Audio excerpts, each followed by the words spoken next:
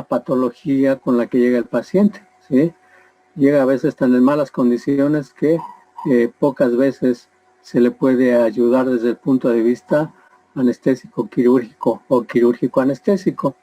Son pacientes que llegan inicialmente a el servicio de admisión, donde si es posible se estabiliza y enseguida se pasa al quirófano.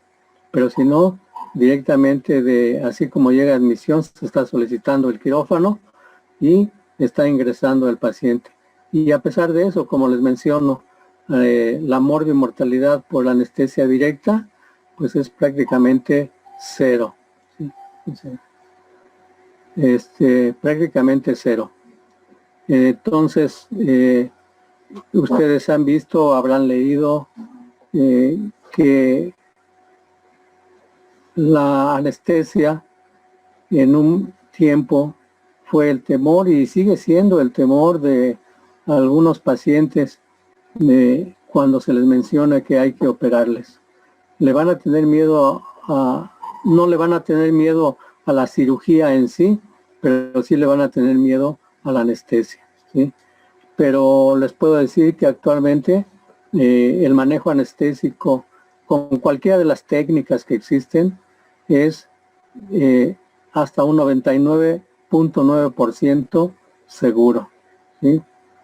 Entonces, así como las técnicas han cambiado, el uso de los fármacos igualmente, actualmente tenemos una gran cantidad de fármacos que podemos combinar para manejar al paciente desde el punto de vista analgésico, que es lo que requiere durante la cirugía, ¿sí? Y son, de algunos fármacos, son microgramos los que llegamos a utilizar, pero que van a causar una analgesia de muy buena calidad, tanto quirúrgica como postoperatoria. Entonces, esto, como les decía, en los últimos 40 años ha cambiado de manera importante. Así como fármacos, pues igualmente el equipo de trabajo con el que se dispone, máquinas de anestesia, con qué monitorizar a nuestro paciente, ¿sí? Monitoreo invasivo, monitoreo no invasivo, y todo esto pues lo vamos a ir desglosando en las actividades que vamos a ir desarrollando junto con ustedes durante estos días. Muchos de ustedes tal vez pues sí han entrado al quirófano y ven que está ahí el anestesiólogo, pero ¿qué está haciendo? ¿Qué hace? ¿Sí? Nada más le pone un tubo en la tráquea al paciente o nada más lo bloquea y ya. Pues no, hay infinidad de cosas que hacer y atender durante todo el trance anestésico. Y así como el programa lo menciona, pues veremos, por ejemplo, las técnicas anestésicas, el equipo que se utiliza, el manejo de líquidos, cómo calcularlos, ¿sí? Cómo saber que la función renal está bien, la función pulmonar está bien, cuando existen sangrados muy importantes, cómo sé que mi paciente está con una buena oxigenación tisular, ¿sí? Entonces, de esta manera y con todo lo que contamos actualmente, podemos manejar con toda seguridad a cada uno de los pacientes. Habrán oído de las técnicas anestesia general, anestesia regional, anestesia local, ¿sí? Entonces, pues son técnicas o vías mediante las cuales se administra los agentes anestésicos. Entonces, pues como ven, la anestesia en sí, pues no es otra cosa nada más que la pérdida de la sensibilidad, ¿sí? Y la pérdida de la conciencia mediante el uso de algunos fármacos, ¿sí? De algunas sustancias que nos van a dar esa situación en nuestro paciente para que podamos manejarlo desde el punto de vista quirúrgico, ¿sí? Para que la incisión o todo lo que le estén haciendo, pues no le moleste al paciente. Y si fuera así, pues ya nuestro monitoreo nos va a estar diciendo si el paciente tiene dolor o no, ¿sí? no vamos a depender únicamente del monitor, tenemos que estar viendo a nuestro paciente físicamente cómo está, si está diaporético, si está con muy frío incluso. Los pacientes que mencionábamos hace rato que llegan a urgencias, pues tienen ya una gran pérdida de la temperatura corporal. Entonces, pues habrá que manejarlos con soluciones tibias, ¿sí? Para mantener su temperatura y no tengamos problemas durante el trance anestésico. Entonces, pues ya iremos viendo en los días que vienen el manejo, las técnicas y el equipo que se va a utilizar. Entonces, como les digo, la anestesia es un campo de acción muy amplio que tiene una interacción con todas las especialidades quirúrgicas y actualmente, pues incluso vemos que ya aparte de el anestesiólogo general, tenemos anestesiólogos pediatras, ¿sí? Anestesiólogos, neuroanestesiólogos, anestesiólogos en cirugía cardiovascular, en cirugía oncológica, ¿sí? El mismo anestesiólogo que se prepara aún más y conjuntamente o cuando termina la especialidad de anestesia hace la especialidad de terapia intensiva. ¿Esto con qué finalidad? Bueno, la finalidad es brindarle todavía una atención más especializada a nuestro paciente, ¿sí? Vemos que, como les mencionaba, hace 40 años que inicié la residencia de anestesia, pues éramos básicamente anestesiólogos generales, ¿sí? Pero que en un momento dado sabíamos manejar a todas estas especialidades, ¿sí? Y además de que los centros médicos o los centros quirúrgicos donde nos preparamos, pues tenían todas estas especialidades, ¿sí? Les puedo decir, por ejemplo, anestesiólogos obstetras. En lo particular, me desenvolví 26 años en anestesia obstétrica. Entonces, pues no, cuando los compañeros anestesiólogos, los compañeros residentes, dicen, ay, es que es una paciente obstétrica, ¿sí? Como que hay un desdén al manejo de estas pacientes, pero no saben, ¿sí? En verdad, todo lo que hay que hacer con cada una de ellas. Mi desempeño con estos pacientes fue en el Hospital de Ginecobstetricia número 3 del Centro Médico La Raza. Entonces ahí se reciben a todas las pacientes complicadas, pacientes con embarazo y enfermedades renales, cardiópatas, pulmonares, ¿sí? Padecimientos complicados de metabolismo. Entonces, son pacientes que les digo que no tienen palabra. La paciente obstétrica no tiene palabra. ¿Por qué? Porque en un momento dado puede estar estable y al siguiente minuto está totalmente complicada, ¿sí? Es algo que a veces la población o el familiar no lo entiende, ¿sí? Entonces, si la paciente llegó al hospital consciente, ¿sí? Pero llegó con una presión arterial muy elevada. En un momento dado, estos cuadros hipertensivos nos llegan a producir hemorragias intracraneales, ¿sí? Entonces es algo que no se puede prever, ¿sí? En qué momento va a suceder. Sí se puede prever que la presión arterial no suba, ¿sí? Pero si ya está descompensada y llegó en esas condiciones al hospital, pues la complicación está a la vuelta de la esquina, ¿sí? Entonces son pacientes muy lábiles que cambia su estado clínico de un momento a otro, ¿sí? Entonces, pues esto es, estos días que vamos a estar platicando, va a ser un acercamiento a la especialidad de anestesia y ojalá que alguno de ustedes, ¿sí? Pues se interese por lo que es la anestesia, ¿sí?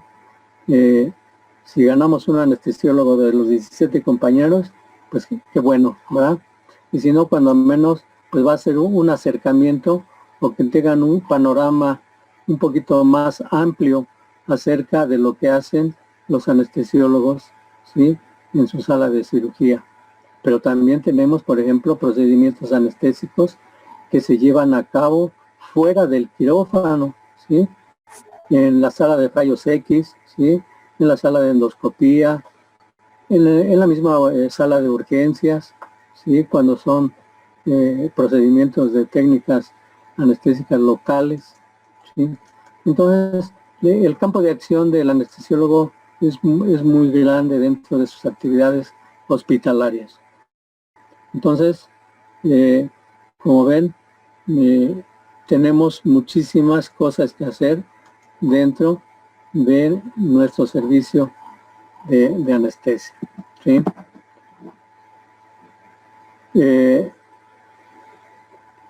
¿Cómo vamos a trabajar? Vamos a trabajar mediante la presentación de los temas por parte de ustedes, ¿sí? Yo vamos a coordinarlos, van a presentar el tema, vamos a hacer equipos y a medida que se vaya presentando, pues vamos haciendo acotaciones acerca de lo que estamos viendo para ir aterrizando cada uno de los temas. ¿Les parece? Y de esta manera, pues vamos a hacer en parte la evaluación. Por una parte, pues no nos vemos completamente.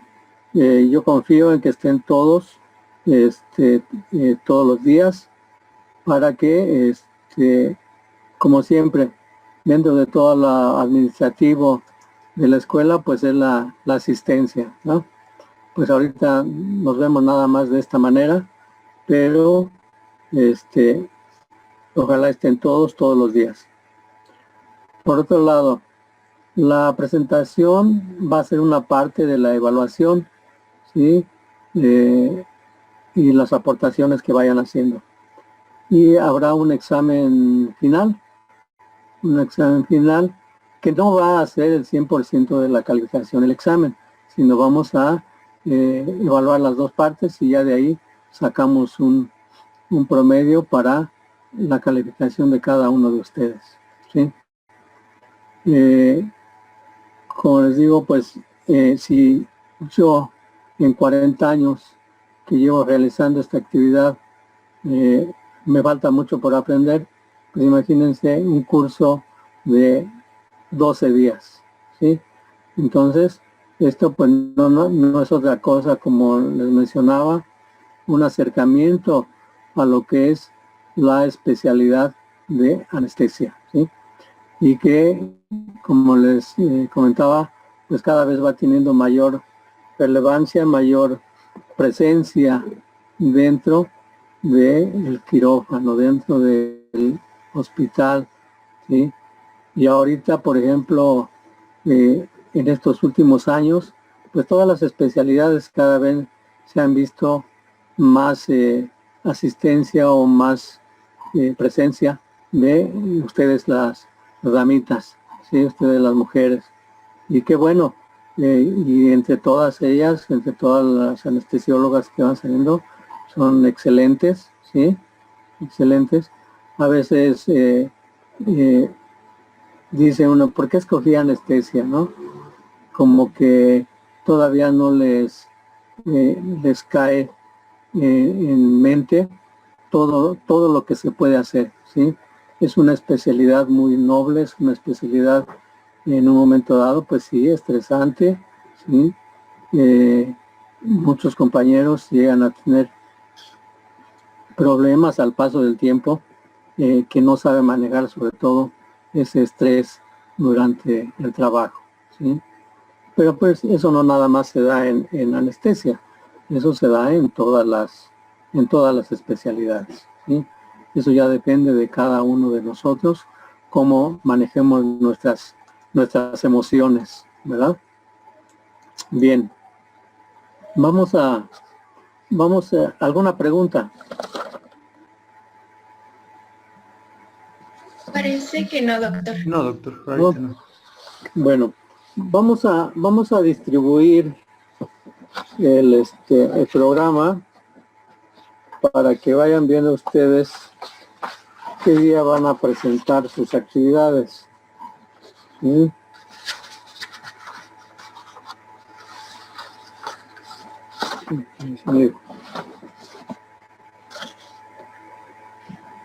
Bien, vamos a hacer equipos de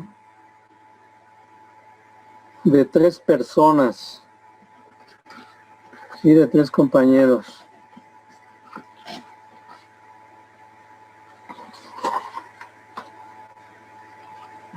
Y ya ahorita en un momento yo hago la primera presentación, que es de todo lo de la historia de la anestesia, ¿sí? Y mañana el primer equipo, que es Bautista, Solís, Córdoba, Zavala y González Domínguez, ¿sí? Van a presentar. Doctor, sí. Perdón que le interrumpa, es que entonces por lo que acaba de decir, la escuela volvió a cometer el error de mandar las listas equivocadas. Nos acaba de pasar en la clínica pasada. Ustedes, ¿quién es A ver. ¿Somos 17 compañeros en el grupo? Somos 16. 16. A ver, yo tengo una lista aquí que me enviaron. Bautista Solís, Juan Jesús. No, le enviaron la lista equivocada. Oh. Bueno.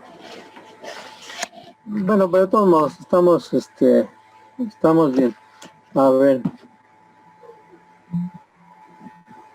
A ver, si me dicen su nombre entonces. Si quiere yo se los digo, los de todos, para que en orden y todo. Es Cárdenas Verdiguel Kelly. Cárdenas Verdiguel. Sí. Kelly. ¿Con V o con B? Con V. Verdiguel. Leidín. Kelly. Bueno, si no, nada más con los 2 primeros apellidos. Ok. Luego sigue Castillo Luna. Sí. Espino García. Sí. García Peláez.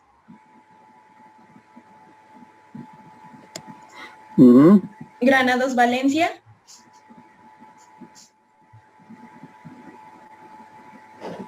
Sí. Jiménez Lara.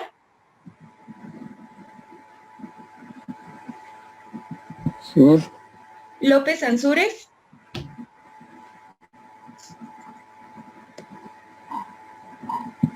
Sí. Martínez Verdugo.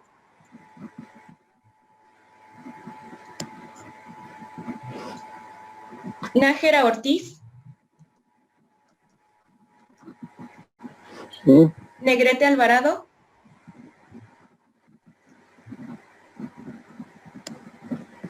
Reyes Polanco.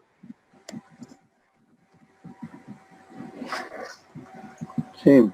Rodríguez Ramos.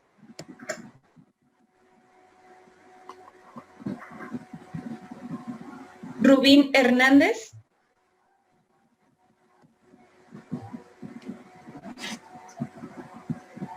Sí. Sánchez Yescas.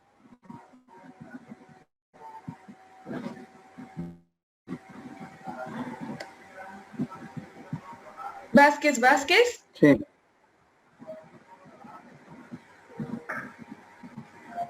Y Velasco Linares.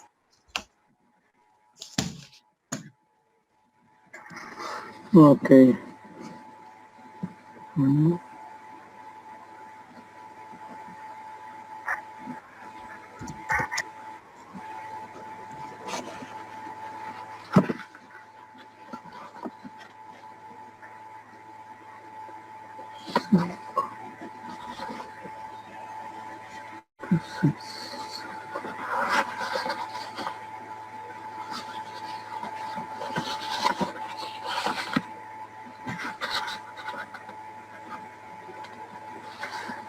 Bueno, en novio del tiempo y todo esto, para que vayan preparando, vamos a dejarlo como estaba. Yo hago mis ajustes aquí y uno de ustedes va a quedar solo en un equipo, pero si alguno de los compañeros se quiere agregar con él para ayudarle con el tema, pues está bien, tiene 15 opciones, ¿sí? ¿Les parece? Sí, ok. Entonces los temas serían individuales por equipo. No. Mira, por ejemplo, haríamos cinco equipos, Ah, ok. ¿sí? Sí. De tres personas cada uno. Pero como yo ya lo había hecho con los 17, ¿sí? Había quedado uno de dos. Entonces va a quedar uno solo. Velasco Linares sería el que quedaría solo en dos temas. Pero si alguien de ustedes se le quiere ayudar, o más bien le ayuda, para que se complemente bien el tema. ¿Les parece?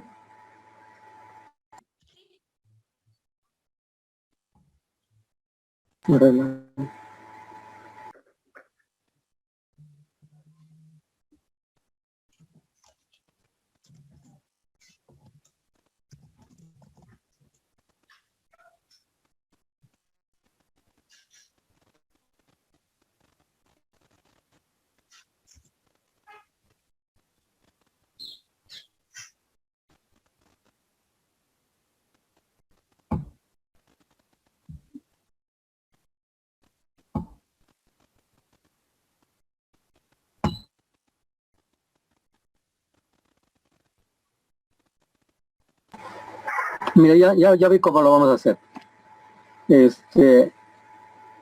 Va a haber dos equipos de dos compañeros y los demás equipos de tres, ¿de acuerdo?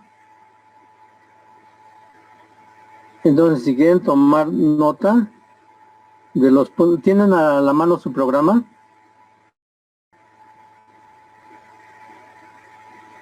¿Todos tienen su programa? Sí, doctor. ¿Sí? Sí, a los que faltan ahorita se los mando. Ok, bueno, mira. Entonces, el equipo número 1 para el día de mañana. El equipo número 1 es de Cárdenas, Castillo y Espino. Van a desarrollar el tema del punto 2.1 al 2.4.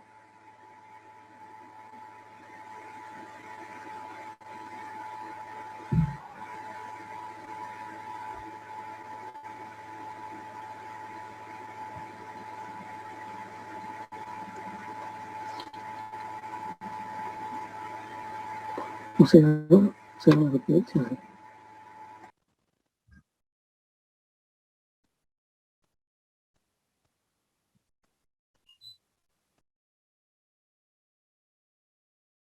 ¿saben qué?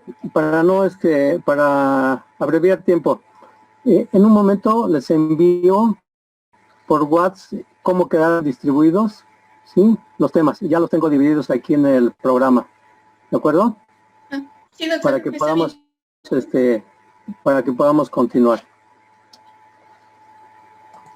Bueno, entonces vamos a hablar como primer tema lo que es la historia de la anestesia.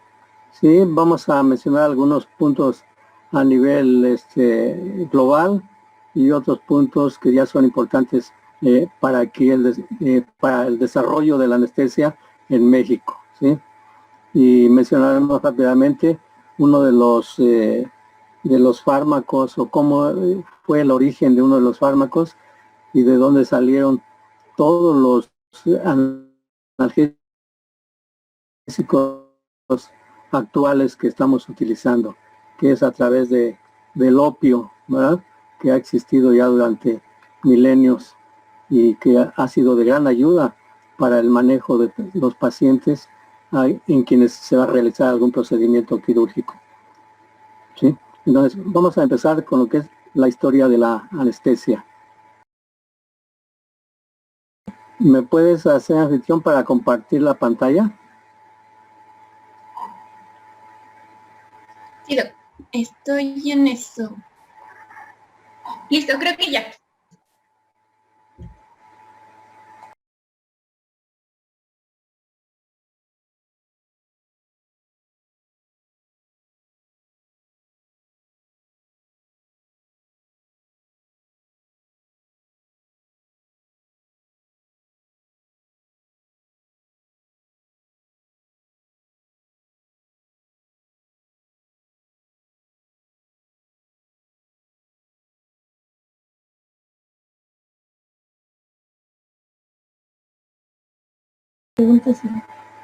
¿Sí la ven todos? Sí, doctor. Ok, bien.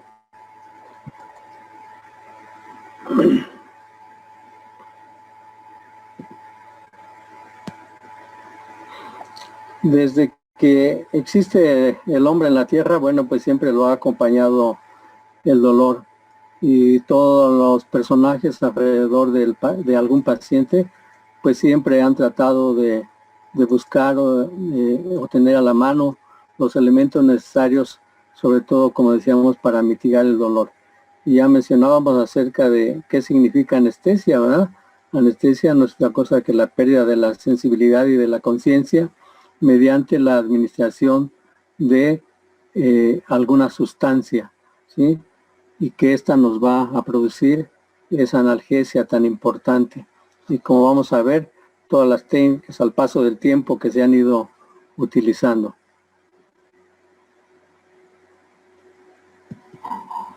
En la antigüedad, por ejemplo, los romanos, e incluso ya existen datos de que se utilizaban algunas sustancias desde los sumerios, ¿no? Que ya son civilizaciones muy antiguas, y pues todas las personas encargadas de descubrir todos estos misterios, ¿no? De cada una de estas civilizaciones, pues han encontrado datos de que, por ejemplo, los sumerios ya utilizaban el opio, ¿sí? Como tal para mitigar el dolor. Y así al paso del tiempo, pues todo eso se fue heredando de generación en generación, y cada vez pues iban descubriendo algunos otros elementos.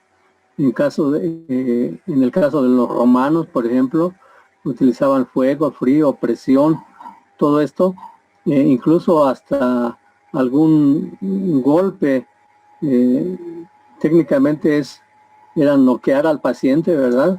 Y se menciona por ahí en algunos escritos que ponían una tabla sobre la cabeza del paciente, y sobre la tabla daban el golpe. Esto le hacía perder la conciencia momentáneamente, cosa que aprovechaba el cirujano, ¿sí? Para realizar el procedimiento que tenía programado, ¿sí? Los derivados de la amapola, la mandrágora, el alcohol. Aquí, como ven, aparece la amapola, y la amapola es de donde se obtiene el opio. Y ya como tal, opio, de leño, mandrágora, todas estas sustancias que utilizaban estas gentes, como Hipócrates y Galeno, ¿sí? Que decían que de todas las sustancias que el Dios Todopoderoso había dejado o había dado para la humanidad, el opio había sido uno de ellos, ¿sí? Y como vemos, ha resistido el paso del tiempo y ha sido transformado de tal manera que, si en un principio se utilizaba sus jugos hirviendo esta planta, pues actualmente ya todo esto se sintetiza o se lleva a cabo en el laboratorio, ya de manera sintética, para obtener estos fármacos que mencionábamos que se utilizan actualmente, y que ya son dosis mínimas, pero con una calidad suficiente para producir una analgesia quirúrgica, ¿sí? Así, como pueden ver en la diapositiva, diversas técnicas se llegaban a utilizar. Por ejemplo, la asfixia. Pues la asfixia no producía otra cosa nada más que la pérdida del conocimiento, y lo que mencionábamos, ¿verdad? La contusión cerebral con una vasija de madera o sobre una madera. Otra cosa, que se utilizaba la ingesta de alcohol. Ya a medida que pues las gentes preparadas del momento histórico, pues iban descubriendo, por ejemplo, que existían nervios, que existían vasos, ¿verdad?, por donde corría la sangre. Entonces ya no faltó a quien se le ocurriera hacer una compresión directa sobre los nervios para producir una interrupción breve de el dolor. Y así durante mucho tiempo pasó el uso del opio, y algunos, les digo, con algunos médicos de aquel tiempo fueron descubriendo algunos otros procesos en los pacientes. Aquí, como vemos, el que dice vitriolo dulce, que no es otra cosa que el éter sulfúrico, se utilizó durante mucho tiempo en los siglos XVII, XVIII, ¿sí? Era algo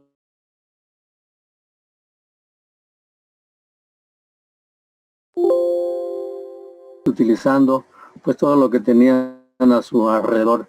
En el caso de los incas, ¿verdad?, el uso de los hongos, la hierba y la cocaína, ¿sí? Y en algunos otros lados hasta algún animal por ahí servía para esto. Por ejemplo, este sapito, que son de los muy pequeñitos, al frotarlo sobre la parte dolorida disminuía, sí, la molestia. Entonces, ¿quién se iba a imaginar que hasta un animalito en un momento dado podía ayudarnos para estos procedimientos quirúrgicos? Y así van apareciendo igualmente muchísimas otras plantas que incluso pues hasta la época actual las estamos utilizando, incluso algunas en casa. Pero pues esto es para dolores no tan importantes o no dolores que produce un evento quirúrgico, ¿verdad? Pero al fin y al cabo son analgésicos que ayudaban a la población en su momento. Aquí en México, los olmecas, los toltecas, ¿verdad?, utilizaban los hongos, el peyote, ¿sí? Y todo esto, decíamos, con la finalidad de ayudar al médico del momento. Otros, como el toloache, que va a producir sueño, trances, pesadillas, etcétera. Pues ellos se acercaban a todas estas plantas para de algún modo producir algún efecto benéfico para el enfermo. Y lo que decíamos acerca de la ingesta del alcohol, pues bueno, pues en algunos lugares al paciente se le embriagaba prácticamente, ¿verdad?, para que pudiera hacerse el procedimiento. Al paso del tiempo igual van apareciendo los conceptos, ¿sí?, de anestesia general, anestesia inhalatoria, ya como la conocemos actualmente, anestesia general balanceada.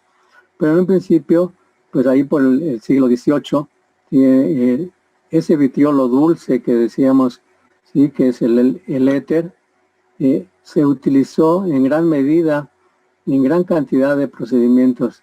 Y como vamos a ver más adelante, pues todo esto se utilizaba primero pues de manera así aislada en algunas partes de Europa sobre todo, pero después ya habiendo personajes más observadores acerca de los efectos de estas sustancias, ya lo fueron empleando en pacientes, ¿sí? Ya idearon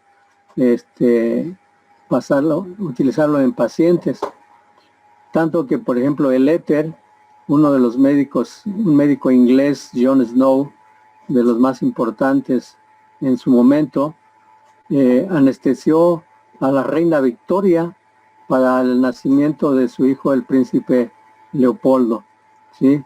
Entonces, para que vean hasta dónde o a qué personajes se les llegó a utilizar este elemento, este éter, ¿sí? Entonces, vemos que en diversas partes del mundo se fueron utilizando varios elementos. Aparece, por ejemplo, igualmente el óxido nitroso. Y el óxido nitroso inicialmente fue descubierto para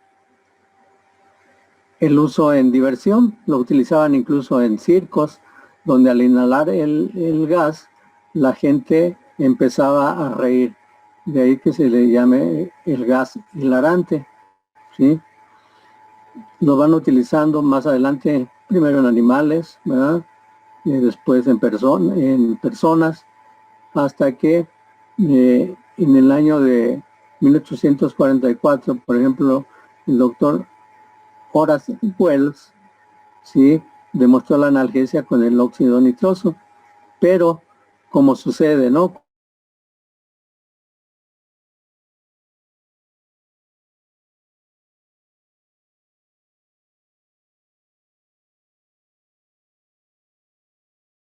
riesgo de esta explosión. Entonces, había que tener mucha precaución en la ropa que se utilizaba para entrar al quirófano. Y así, como los fármacos, pues igualmente van apareciendo equipos que sirven para la administración de estos fármacos. Por ejemplo, como estamos viendo ahí, Luis Ombredam utiliza este aparato que así se llama, Ombredam, ¿sí?, le puso su nombre, para administrar el éter, ¿sí?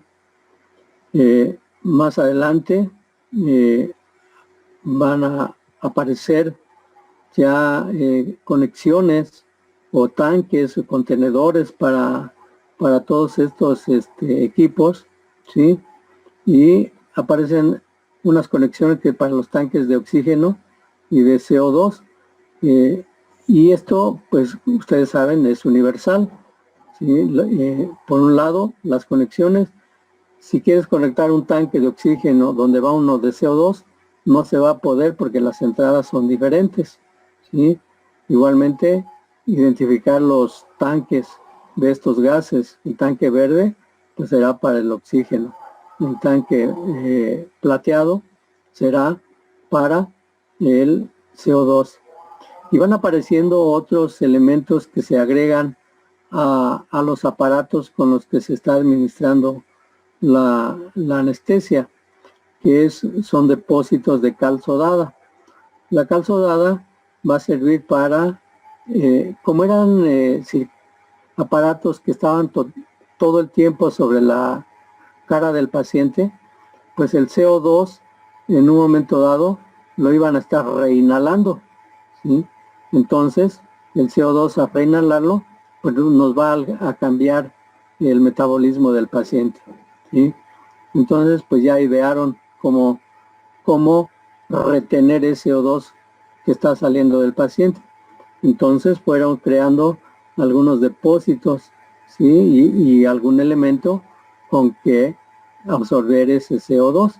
Entonces aparecen estos, se van agregando a los equipos y de esta manera pues el CO2 ya no lo reinhala el paciente, o bien lo hará en cantidades muy pequeñas que no van a tener una repercusión clínica.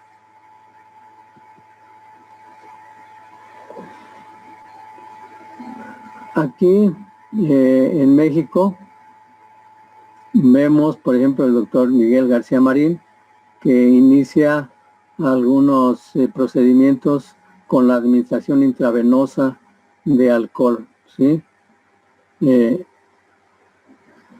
Aunque más adelante cae en desuso. Ya lo mencionaremos un poquito. más. Junto con esta técnica de anestesia general, como decíamos, los médicos de aquel tiempo van buscando las maneras de administrar lo que tienen a la mano por otra vía. Y así aparece, por ejemplo, la anestesia regional, ¿sí? Que ya va a administrar cocaína, ¿sí? Y así van descubriendo los efectos de cada uno de este fármaco, ¿sí? Y vemos que, por ejemplo, ya por ahí más adelante, en 1885, ¿sí? Lo utilizan para introducirlo en la columna vertebral, ¿sí? Asimismo,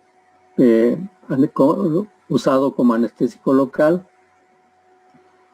y después ya se tienen datos de alguna primera anestesia raquídea con la cocaína. Y así Bier, que es un médico que se dio a la tarea de estudiar a los anestésicos locales, pues introduce esta cocaína al espacio subaracnoideo. Bier también utiliza, por ejemplo, la lidocaína para producir anestesia regional, ¿sí? Por ejemplo, en un brazo o en una pierna, y eso aplicando 2 torniquetes, ¿sí?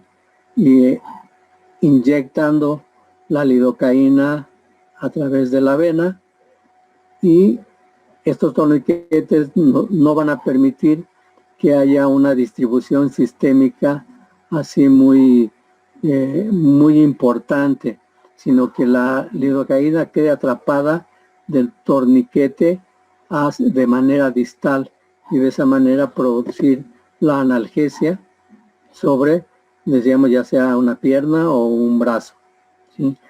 Pero aquí sí había que tener mucho cuidado con que los torniquetes estuvieran bien colocados, porque si no, de otra manera, pues la absorción iba a ser muy intensa, y la gran mayoría de la dosis iba a pasar al torrente circulatorio, perdón, y se iba a producir el efecto de toxicidad, ¿sí? Que vamos a ver más adelante. Y así van apareciendo otros fármacos como la procaína, dentro de estas técnicas, la tetracaína, que fue un anestésico local muy utilizado hasta por ahí de la década de los 80, ¿sí? Que todavía me tocó utilizar. Es un anestésico local de características hiperbáricas, es decir, más pesado que el líquido cefalorraquídeo. Entonces lo utilizaba mucho para anestesia de miembros inferiores, colocando al paciente del lado afectado hacia acostado sobre su lado afectado, más bien. Y de esa manera aplicábamos el anestésico subaracnoideo, esperando que se anestesiara nada más la parte de abajo, ¿verdad? En relación a cómo esté acostado el paciente, lateral izquierdo o lateral derecho. Pero si sus características eran de un anestésico hiperbárico, a veces se comportaba como isobárico, y resultaba que en lugar de anestesiarse la parte o el lado afectado, se anestesiaba el contralateral. Y pues aquí ya con el paciente en la mesa de cirugía teníamos que cambiar de técnica y continuar con anestesia general. Más adelante, en 1931, el doctor Mario Dogliotti, que se dedicó a la atención de la paciente obstétrica,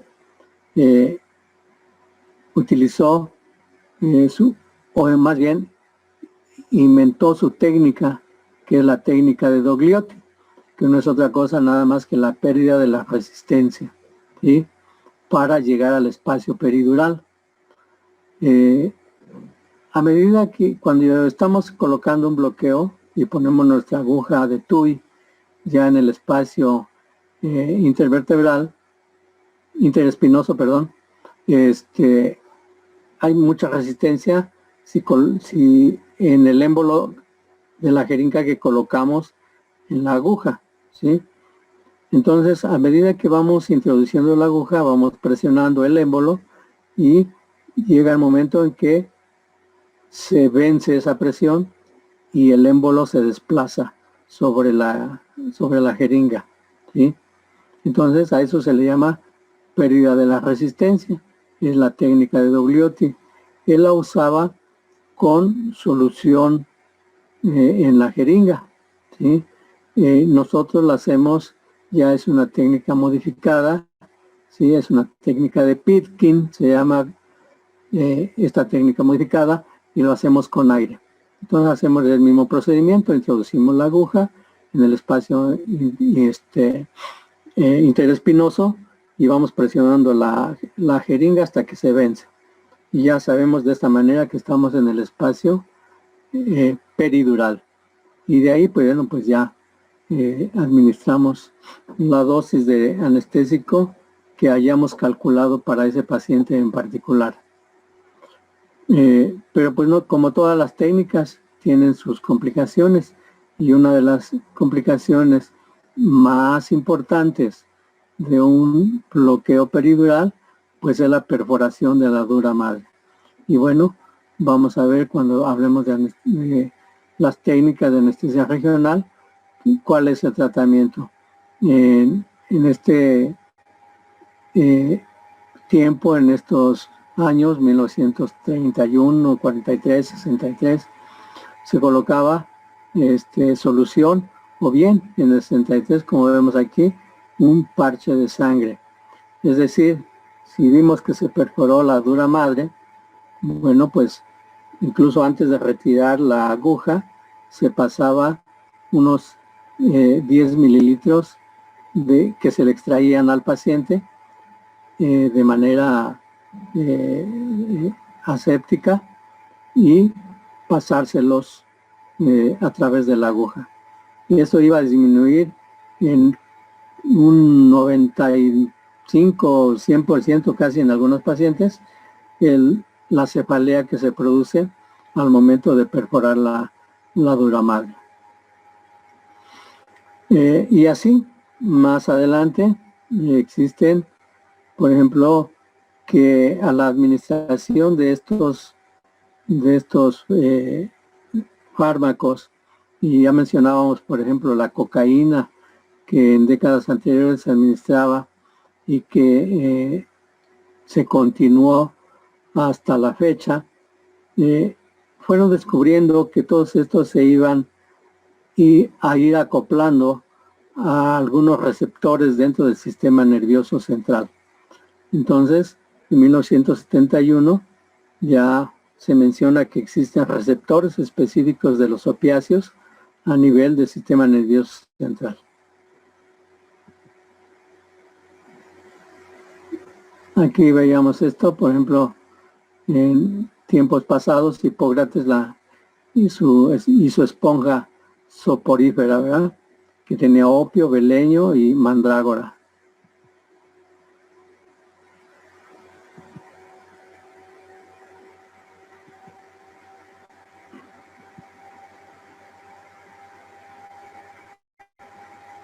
Como vemos, en 1774 se descubre y se prepara el oxígeno, ¿sí? En 1792 se lleva a cabo la primera intubación endotraqueal.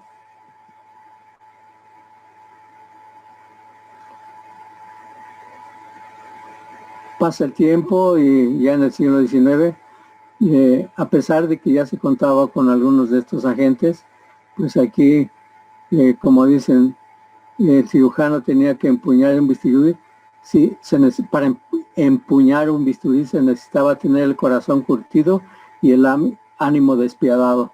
O sea que había que hacer la cirugía pues lo más rápido que se pudiera, ¿verdad?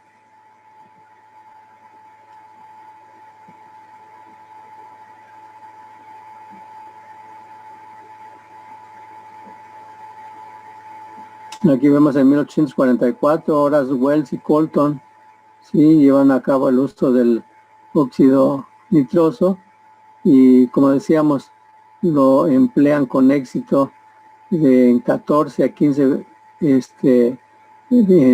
pacientes, pero en algunos otros casos no era lo esperado.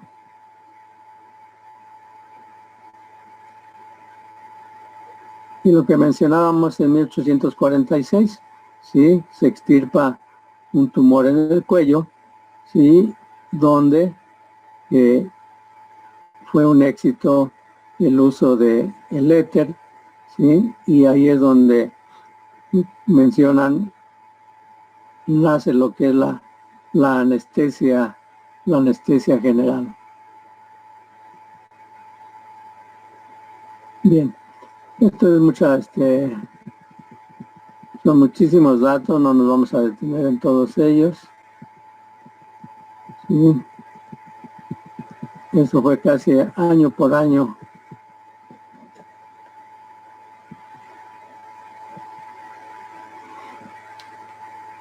Aquí en México, por ejemplo, en 1938, el doctor Benjamín Bandera, que fue un anestesiólogo,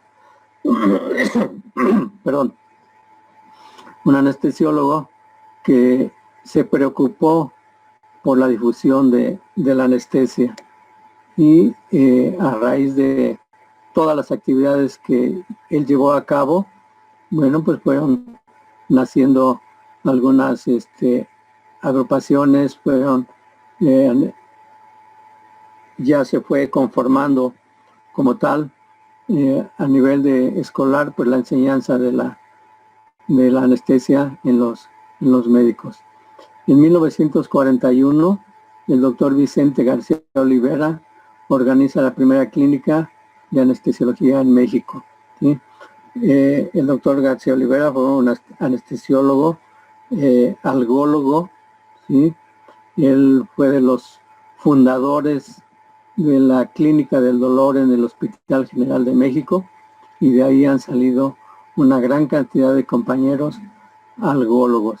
Bueno, ahora creo que se les llama algiólogos, algiología, ¿sí?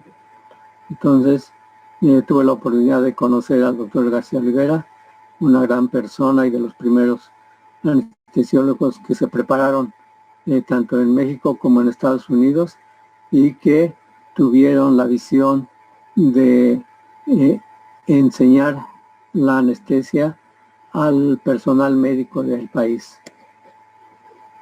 O sea, fue un médico que tuvo una gran aportación a la evolución de la anestesia en México, ¿sí? En 1945 aparece en Estados Unidos la ASA, ¿sí? Que hasta el tiempo actual sigue rigiendo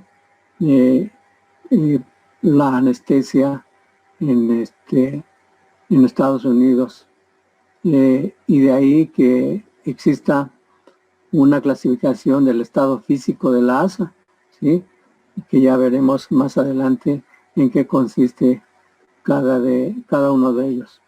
Y como vemos aquí también, el doctor García Olivera en 1946 organiza el primer Congreso Mexicano de Anestesiología. Entonces les digo, era una gente que se preocupó por la difusión de la anestesia en México. En 1950, la doctora Virginia Apgar describe un método para verificar el estado físico del recién nacido, y su clasificación sigue existiendo hasta el momento. Todos los niños al momento de nacer se les da una calificación de Apgar que fue implementada por la doctora Virginia. En 1951 aparece por ahí otro agente anestésico que es el alotano. El alotano que estuvo en uso aproximadamente unos 40 años más o menos, ¿sí? 40, 50 años. Un excelente anestésico inhalatorio, pero que en algunos pacientes llegaba a producir efectos colaterales a nivel de hígado. Y aún así, incluso hasta en el personal que se desempeñaba en el quirófano. En 1951 aparece la Revista Mexicana de Anestesiología. ¿Y quién? Pues el doctor Vicente García Olivera, ¿verdad? Les digo, una gente preocupada por la difusión de la anestesia en México.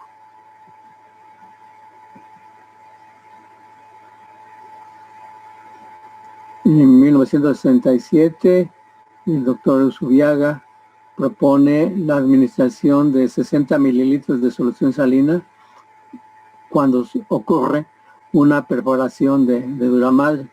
Entonces ya a medida que va pasando el tiempo, pues se va modificando todos estos manejos y actualmente, bueno, pues existe alguna otra parte de fármacos y aparte de la administración de solución salina, y lo que sí no ha cambiado, bueno, pues ha sido el parche hemático, que sigue vigente y que se llega a administrar en algún paciente en particular, sobre todo cuando esa cefalea no logra ceder con otros tratamientos, ¿sí? Aquí, como podemos ver, la anestesia transcutánea de la laringe.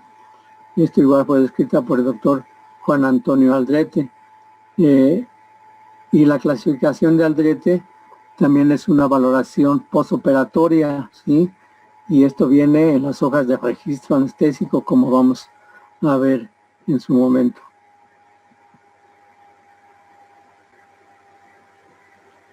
El doctor Francisco García López utiliza macrodosis de fentanil para anestesia pediátrica.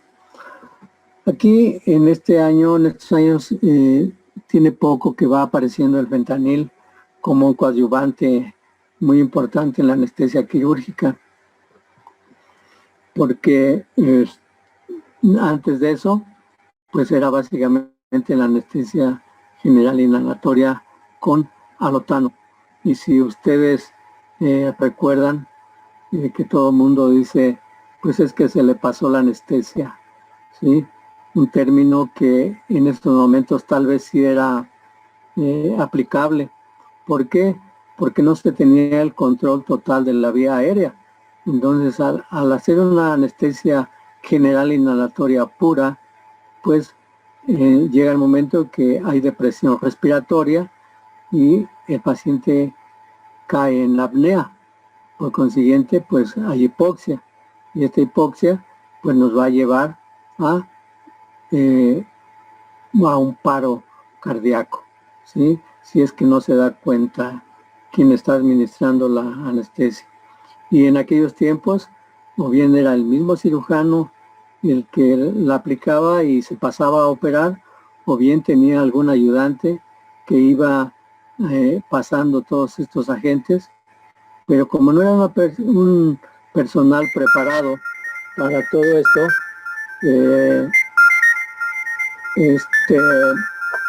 llegaban a suceder estos accidentes. Perdón.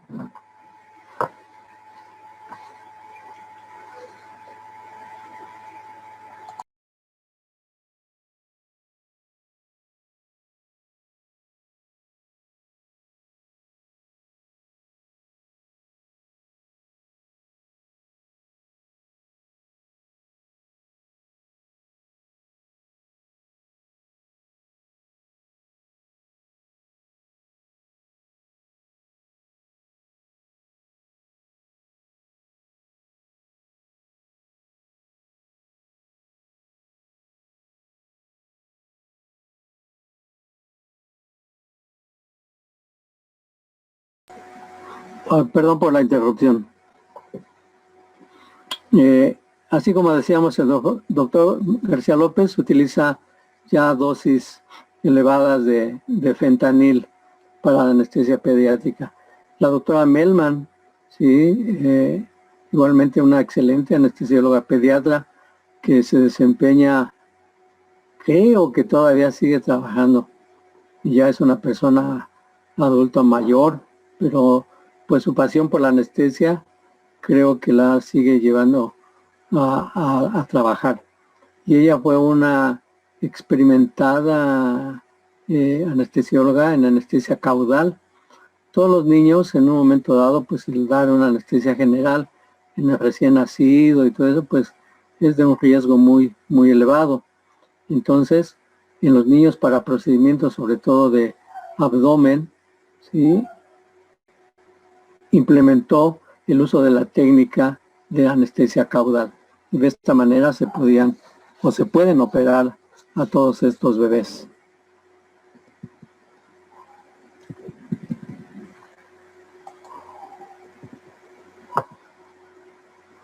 Y aquí vemos en este cuadro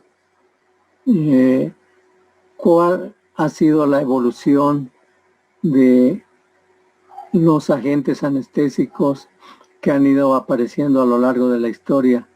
Y desde que se tiene conocimiento ya como tal, es desde 1840 que aparece el óxido nitroso, el éter y el cloroformo.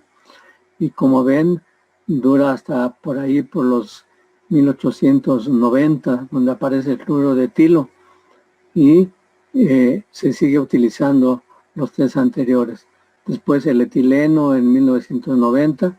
Todo esto pues igual ya con algunos equipos un poquito más especiales para su administración. Luego el éter, el ciclopropano, tricloroetileno, ¿sí?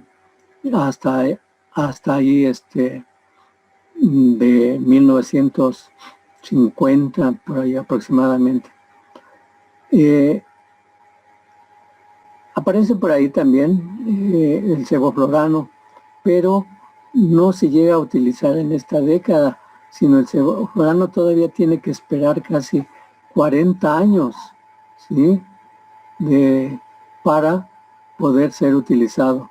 Y es el alotano, y el metoxiflorano, y el enflorano, isoflorano y el desflorano, que también hasta los años 90 empieza a ser utilizado.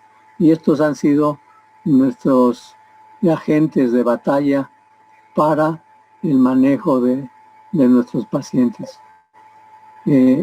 Como pueden ver, pues durante casi 180 años, ¿verdad?, una gran cantidad de fármacos han aparecido y así han ido quedando en desuso, y vigentes tenemos al sevoflurano y al desflurano, todos con sus características muy especiales, y en su momento fueron de gran ayuda para el manejo de nuestros pacientes quirúrgicos.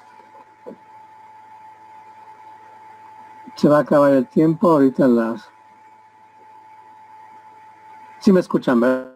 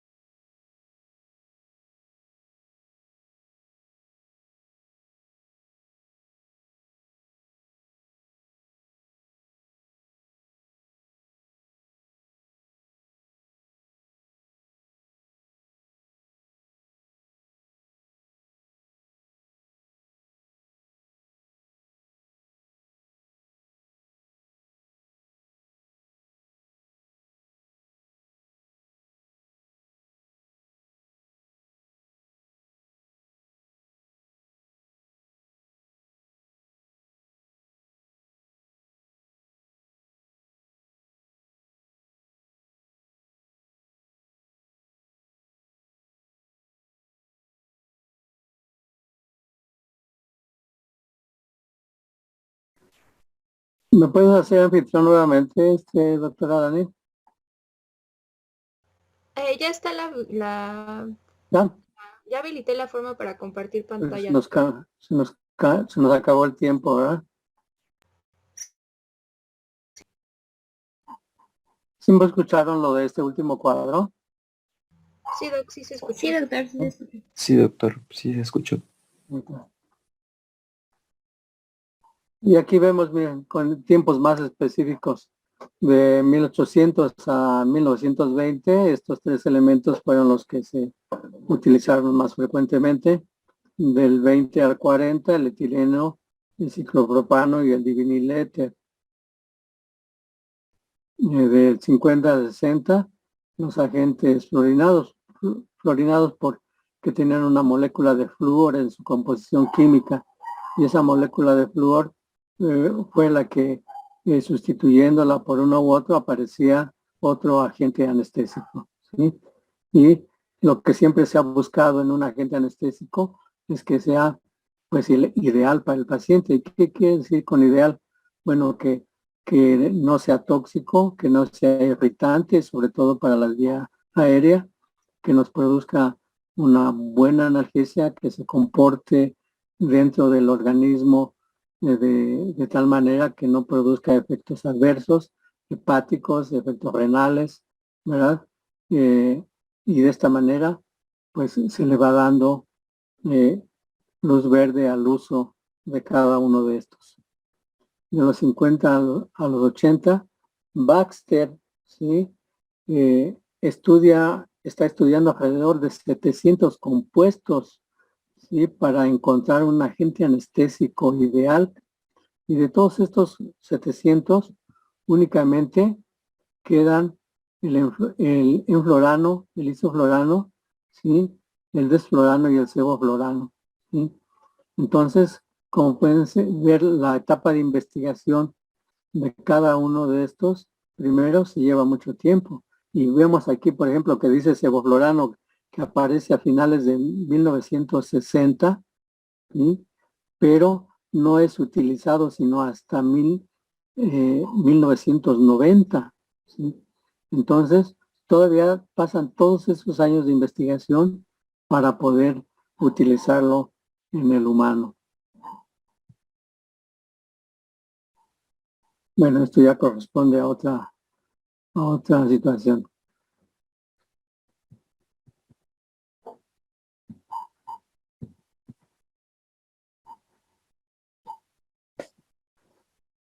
Y aquí está lo que decíamos, la morbimortalidad por anestesia. Se ha recibido en este periodo de 1996 a 2006 hasta en un 25%. ¿Sí? Y se habla de aplicación de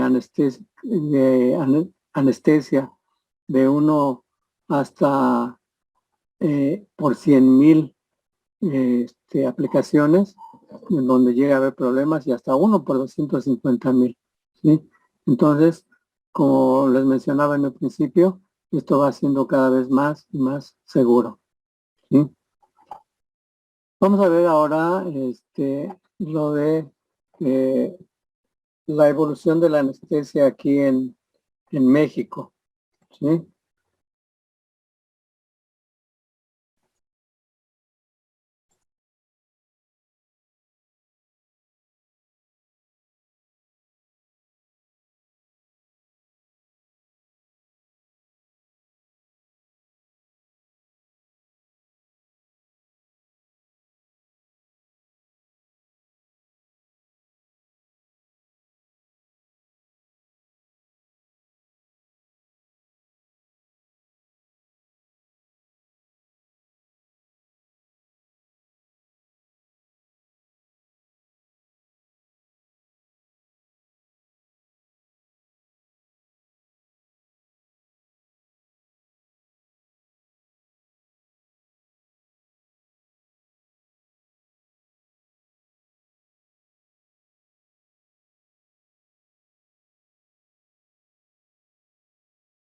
La garganta.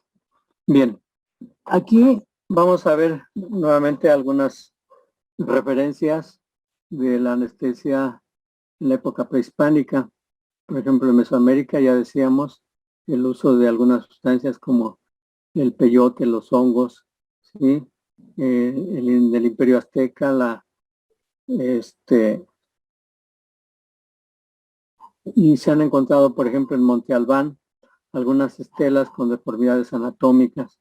Si han ido a Monte Albán, en la parte final de la explanada, hay algunas estelas y ahí hay relieves de lo que se ha señalado como pacientes a los que se les estaba haciendo algún procedimiento quirúrgico.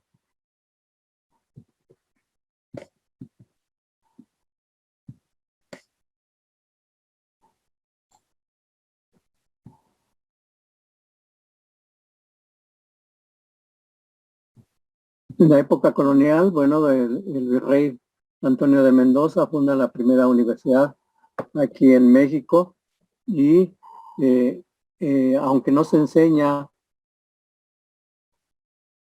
la anestesia como tal, pero sí ya la preparación del médico va siendo cada vez más formal. Bueno, en aquel tiempo, pues los cirujanos no eran otra cosa nada más que los barberos, ¿verdad? Y ya a medida que iban saliendo de esta universidad, bueno, pues iban siendo un poco más preparados. En el México independiente, el uso de bebidas alcohólicas, así como lo vemos en las películas de Hollywood, ¿no? Que van a sacarle la bala al vaquero que ya hirieron y le dan el whisky, ¿no? A tomar para emborracharse y de esta manera poder retirarle la bala o curarle la herida. Aquí en México, igual en Yucatán, en el hospital San Juan de Dios, el doctor José Matilde Sansores lleva a cabo una cirugía de amputación del miembro torácico, ¿sí? Y esto lo hace con el uso del éter.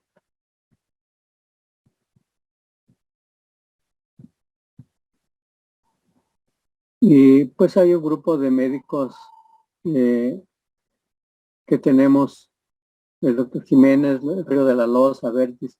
Todos estos fueron médicos, fueron químicos, ¿sí? Fueron farmacólogos que se preocuparon por la investigación de los elementos que nos podían servir desde el punto de vista anestésico, ¿sí? Y por ahí aparecieron en ese tiempo, sobre todo, la cocaína, ¿sí? Y como decíamos, en 1847, en la ocupación de Veracruz por parte de Estados Unidos, pues se lleva a cabo amputaciones en los soldados heridos durante la guerra. Y posteriormente, en el 48, el doctor Pablo Martínez de Río, con el uso del éter y cloroformo, pues igualmente llevan a cabo estos procedimientos.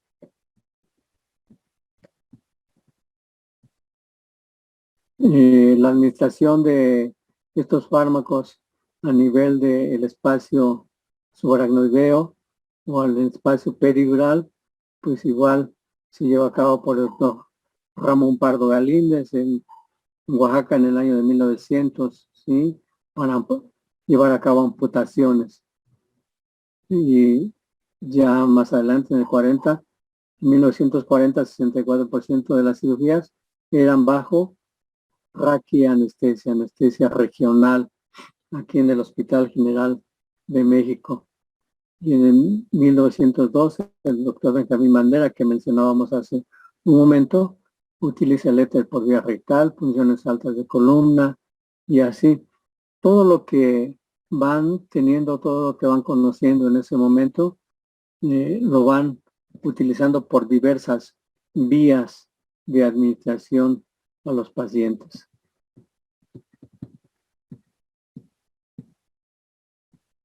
En 1920 se propone hacer de la anestesiología una verdadera especialidad y esto a propuesta del doctor Benjamín Bandera, que como decíamos fue uno de los personajes médicos que tuvo una gran preocupación por la enseñanza como especialidad como tal, para que de esta manera pues la atención que se le brindara al paciente fuera todavía de de más calidad. Pero pues todo esto todavía va a tardar un poquito para que se cumplieran los deseos del doctor Bandera, ¿sí? En 1928 nombrado anestesista oficial del Hospital Francés de México, ¿sí? Todos estos hospitales, bueno, pues ya no existen. Y aquí está lo que decíamos hace rato del hombre DAM para la administración de éter, se inicia en la medicación preanestésica entre los años 1930 y 20 y 30. En la segunda parte del siglo XX, el doctor Varela apoya a un médico para que administre los anestésicos, ¿sí? O sea, que sea un médico el que los administre, no el ayudante del cirujano. Aquí en México, el uso del óxido nitroso fue por parte del doctor Ulises Valdés, el doctor Darío Fernández, ¿sí? Tenemos su nombre en uno de los hospitales del ISSSTE, que está ahí en Revolución y Barranca del Muerto. Y fue un gran entusiasta de la anestesia raquídea. El doctor Rosendo Amor, analgesia espinal igualmente. Doctor Villagrana, impulsor de la anestesia regional. El doctor Manuel García Marín, el uso del alcohol etílico. Él lo utilizó por ahí por los años de 1920, ¿sí? Y lo utilizó por vía endovenosa. De esta manera se lograba dar analgesia al paciente y se podía operar. Tanto que lo enviaron a Francia a estudiar y a perfeccionar sus técnicas anestésicas, pero resulta que cuando regresa a México, su técnica ya había sido abandonada, básicamente porque llegaba a producir tromboembolias, ¿sí? Entonces el uso de alcohol intravenoso produce tromboembolias y dejó de utilizarse. Asimismo, el uso en 1935 del ciclopropano, del etileno, del Epivan, ¿sí?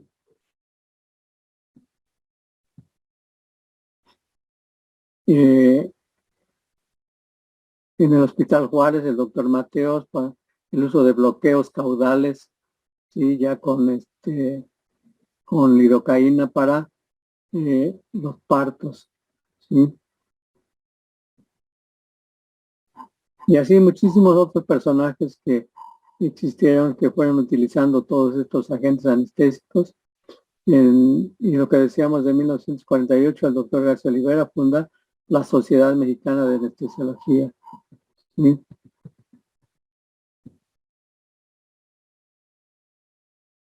El doctor Antonio Corina Barranco utiliza el curare. El curare se fue descubriendo igual por ahí a principios del siglo, y todo esto porque el curare es un relajante muscular y lo obtenían de una planta los indígenas del Amazonas, que lo ponían en la flecha, ¿verdad? En la punta de sus flechas para cazar.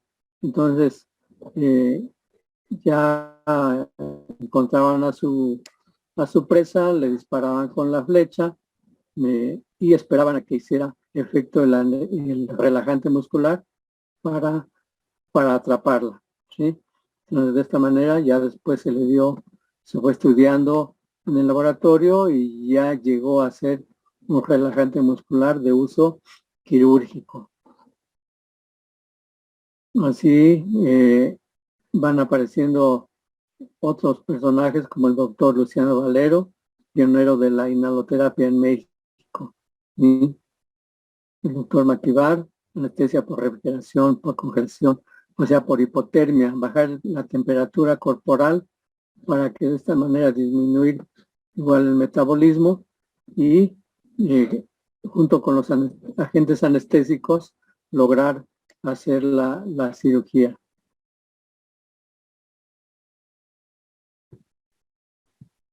El doctor Abraham Ayala González con una anestesia raquídea en el Hospital General de México, ¿sí? El doctor Hulz, la primera cirugía con circulación extracorpórea. Como les decíamos hace un momento, van apareciendo igual equipos que van ayudando a complementar el acto anestésico quirúrgico. El doctor Vicente García Olivera ya implementa la clínica preoperatoria de anestesiología, es decir, conocer previamente al paciente para tener todos sus antecedentes y de esta manera planear nuestra técnica anestésica para cada uno de ellos, ¿sí? La Revista Mexicana de Anestesiología en el 51, ya lo mencionábamos, y en 1976 funda en el Hospital General de México la primera clínica del dolor, y de ahí han salido ya alrededor de 300 o si no es que más algólogos ya distribuidos en buena parte de la República. Sí. Aquí en México, el doctor Herreros Cacho utiliza la técnica de Bier, ¿sí? Donde seda al paciente con un barbitúrico y después administra el anestésico local, como ya mencionábamos en esa extremidad, con 2 torniquetes, ¿sí? Y de esta manera producir analgesia distal de la extremidad. Ya después se va difundiendo la anestesia en la República Mexicana y van apareciendo sociedades de anestesia en los diferentes estados. Y aquí tenemos un hecho histórico así muy importante. El 16 de noviembre de 1956, el doctor Johnston utiliza por primera vez el alotano en el Hospital General del Centro Médico La Raza, ¿sí? Y de ahí en adelante, el alotano se mantiene vigente alrededor de 40 a 50 años, ¿sí? Ya ahorita existen muy pocas máquinas de anestesia que tienen vaporizadores de alotano. Entonces, aquí esta fecha es 16 de noviembre de 1956. Es muy importante dentro de la historia de la anestesia aquí en México. Pero igualmente ahí en La Raza ocurre pues un hecho pues inédito en una cirugía. Hay un libro que se hizo en relación a la conmemoración del 30 aniversario del Hospital de Ginecobstetricia número 3, Centro Médico La Raza. Ahí nos dimos a la tarea de documentar los hechos en que estuvieron envueltos, en que estuvieron involucrados los diferentes médicos de los hospitales, ¿sí? Entonces, uno de ellos menciona que estando en una cirugía en el Hospital General de México, donde se va a hacer una extracción de un lito, una ureterolitotomía a un paciente, pero resulta que el paciente es un médico, ¿sí? Entonces, pues ya él en su redacción, ya en su relato posterior a la cirugía, dice que pues ya estaba en su cama, llega la enfermera, lo prepara, le pone su gorro, sus vendas en las piernas y lo baja al quirófano, ¿sí? Entonces, pues ya el anestesiólogo, el cirujano ya están por ahí, y que anestesiólogo como tal en ese momento no existía, sino eran técnicos de anestesia. Eran gentes que les habían enseñado cómo administrar los medicamentos y estaban bajo la supervisión del cirujano. Entonces resulta que llega el paciente al quirófano y él dice, bueno, pues yo nada más veía pasar las luces en los pasillos a mi llegada al quirófano y en espera de que empiece la cirugía. Y ya le administran diazepam, ¿sí? Ya lo sedan y él se queda dormido. Le ponen igualmente el relajante, ¿sí? Y ya el inductor, el tiopental, y lo intuban, ¿sí? Entonces ya estando intubado, pero nada más con el diazepam y el barbitúrico, o sea, el tiopental, eso es lo que lo mantiene dormido un momento. Y ya intubado, él despierta y él piensa, dice, pues ya se acabó la cirugía, ¿no? Pues resulta que no, la cirugía todavía no empezaba. Cuando oye decir al cirujano que le pasen el escalpelo, el bisturí, ¿verdad? Entonces, en ese momento hacen la incisión y pues él siente un dolor intensísimo, ¿sí? Pero no hay manera de que él diga que le está doliendo porque está relajado, está somnoliento, está medio despierto, pero está relajado, ¿sí? Entonces, pues ya continúa la cirugía y él va describiendo, pues dice todo el horror de los cortes, de la tracción, de las pinzas, todo eso lo va sintiendo, ¿sí? Hasta que alguien entra, ya pasados los minutos, entra al quirófano y se da cuenta de que el vaporizador de alotano estaba cerrado, ¿sí?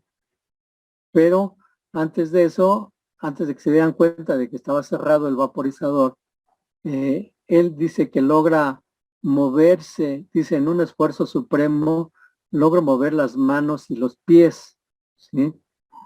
Entonces alguien dice, pues está convulsionando, ¿sí? Y coincide con la entrada de esta persona al quirófano y se da cuenta de que no está anestesiado, de que no está dormido, ¿sí? Entonces, pues ya rápidamente abren el vaporizador y ya lo llevan a un plano anestésico quirúrgico.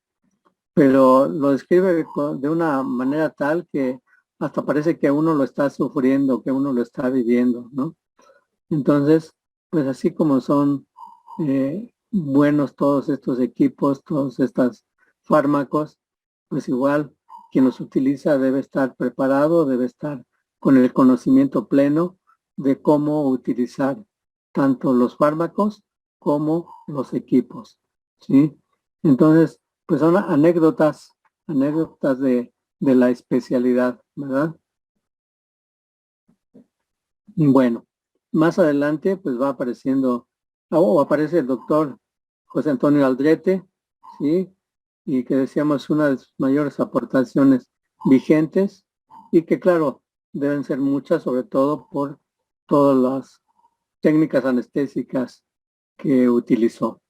Entonces, después aparece parte de lo que es el monitoreo, ¿verdad? La canulación de la arteria radial para el monitoreo de nuestros pacientes. La anestesia laringea, ¿sí? Se reportan ya algunas alergias por los conservadores, por los conservadores de los fármacos, ¿sí?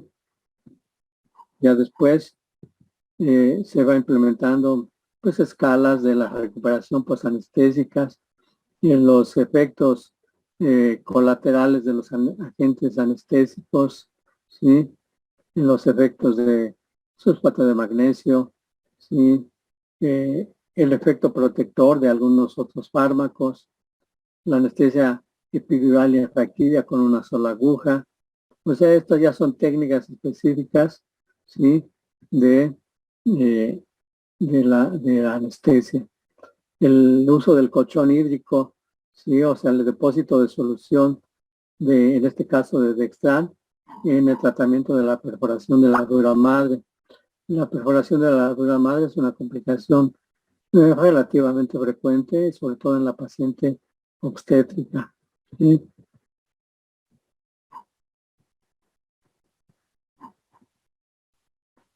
Y ya mencionábamos a la doctora Melman con anestesia caudal en los recién nacidos, ¿sí?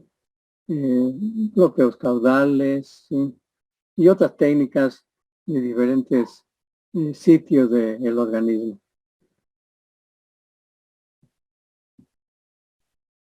Y ya se va apareciendo igual la difusión de la anestesia mediante los cursos anuales de capacitación que existen hasta nuestros días, hasta la actualidad. Y asimismo, empieza a haber algunas instituciones que, por ejemplo, en 56-57, dependientes de la Secretaría de Salubridad, la Lotería Nacional organiza cursos de anestesia, ¿sí?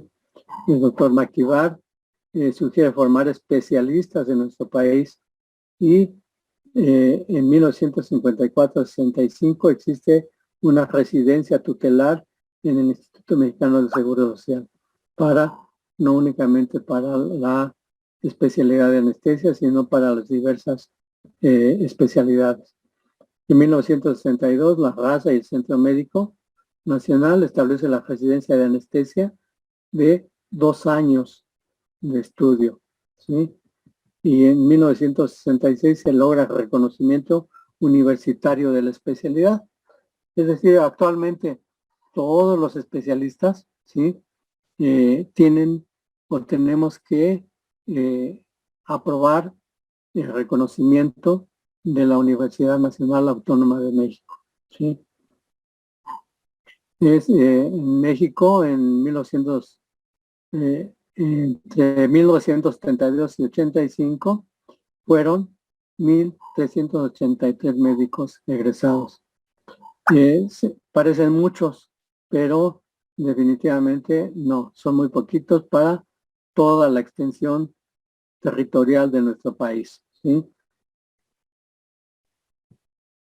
Ya después, las facultades de medicina incluyen a la anestesiología dentro de sus cursos, pero para esto nada más escuelas de Tampico, de Veracruz, de San Luis, del Estado de México, Guerrero y Hidalgo y el Instituto Politécnico Nacional, las que tienen la clínica de anestesia como tal.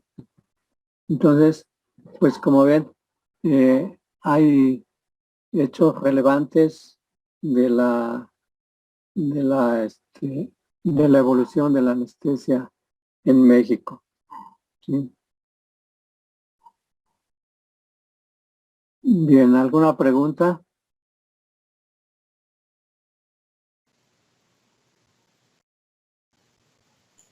No, doctor, creo que no. Creo que no, doctor. Bien. Bien, pues como ven, en la presentación, pues hay muchísimos eventos históricos que podemos mencionar, pero entre todos ellos, pues los que hemos comentado, creo que son de los más importantes. Y como les decía, actualmente la especialidad de anestesia se lleva a cabo durante 3 años. Igualmente es una especialidad que ha sido clasificada como de alto riesgo desde el punto de vista laboral para el anestesiólogo, porque pues debe estar bien preparado, debe tener conocimiento exacto de cada uno de los fármacos y técnicas que está empleando, porque todo esto pues está regulado por la ley, ¿sí? Entonces, la Secretaría de Salud, ¿sí? La Ley General de Salud contempla todo lo que es la especialidad de anestesia y cómo debe llevarse a cabo, ¿sí? Existe la norma mexicana de anestesiología, donde se mencionan todas las características que deben tener los sitios donde se lleva a cabo una anestesia, sea la técnica que sea, ¿sí? Actualmente, las clínicas periféricas, de la ciudad, o las clínicas distribuidas en todas las colonias de la ciudad, pues cada vez han tenido un poquito más de interés en que su equipo de anestesia funcione como debe de ser, ¿sí? Ya no podemos, de acuerdo a las normas, en un momento dado, dar una anestesia general donde se va a utilizar CO2, ¿sí? Y ni ningún tipo de anestesia, ¿eh? Pero principalmente donde se utiliza CO2, por ejemplo, como en las cirugías de colecistectomía por laparoscopía. Y así, en todas a donde se utilice CO2, no podemos dar la anestesia desde el punto de vista normativo. Si nos apegamos a la norma, pues no daríamos la anestesia. Pero sucede que en ocasiones, pues en el hospital no cuenta con el equipo, pero es función del responsable del servicio e igualmente responsabilidad del administrador, del director, de proveer al servicio de todos estos equipos. Entonces, pues ya a nivel hospitalario, ahorita ya cada máquina tiene un monitor que nos va a estar vigilando cómo se está comportando la exhalación del CO2 por parte del paciente. Entonces, pues esto ya nos da un poquito más de tranquilidad en cuanto al manejo de cada una de las técnicas.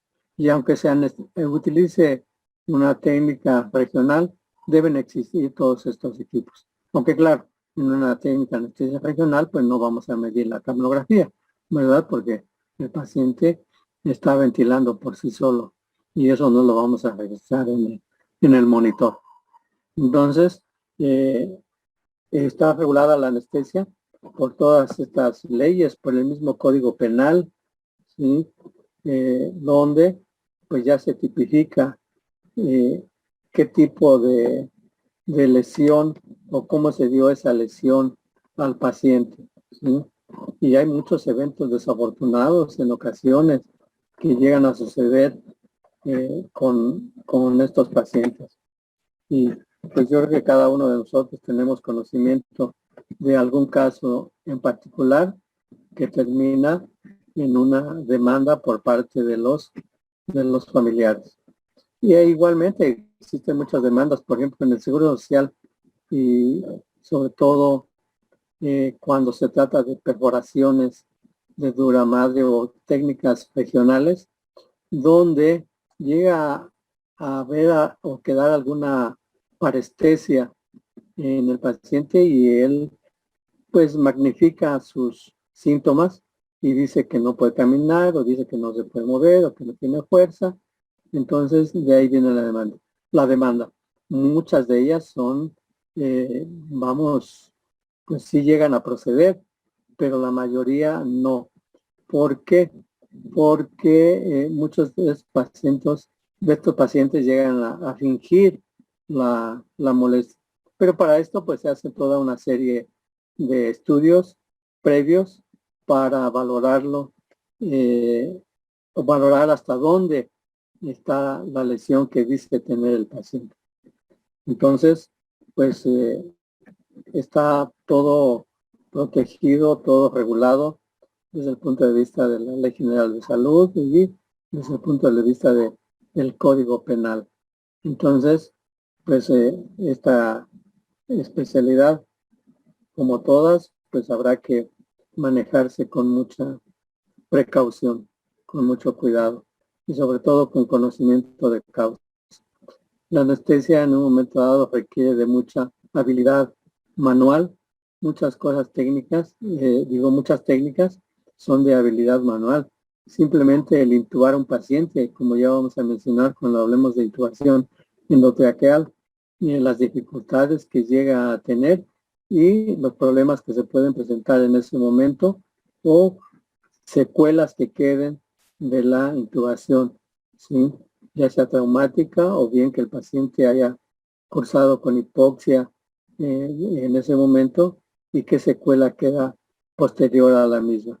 Entonces, pues todos estos eventos tenemos que estar preparados para evitarlos. Y de esta manera, pues, evitarnos problemas, ¿verdad? Como especialistas. Y de esta manera, con esta preparación, bueno, pues llevar a buen puerto y ofrecerle la atención de calidad que merece cada uno de los pacientes que llegan con nosotros. Y cada uno de los pacientes que va a llegar con ustedes. Ahorita ustedes están en esta etapa de preparación, en este acercamiento con la clínica de anestesiología, e igual ya están pensando qué es lo que van a hacer. Yo creo que desde este momento ustedes ya comentan, pues yo quiero ser cirujano, yo quiero ser pediatra, yo quiero ser neurocirujano, ¿sí? Entonces, pues deben irse enfocando y prepararse como debe para cada una de estas especialidades. Bien, ¿alguna pregunta? Yo tengo una pregunta, pero no es del tema. Es respecto a la bibliografía que nos recomienda para la preparación de las exposiciones. Bueno, mira, la bibliografía pues, es diversa, pero que, por ejemplo, está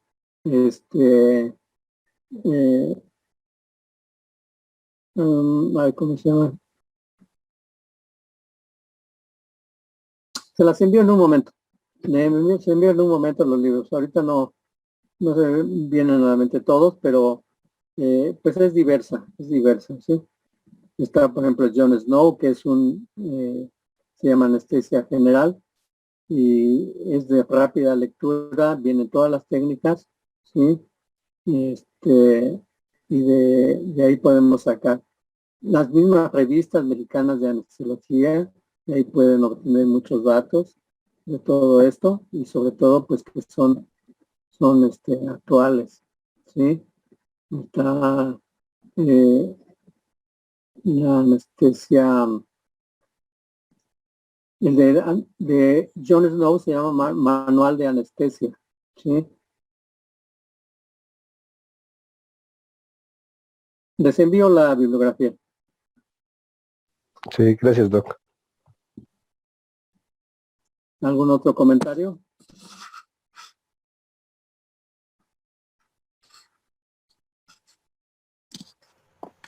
¿Todas las clases van a ser a las 10, doctor? Sí, todos los días a las 10. A las 10 de la mañana. Gracias. Para que vayan adecuando, por ejemplo, sus presentaciones en, no sé,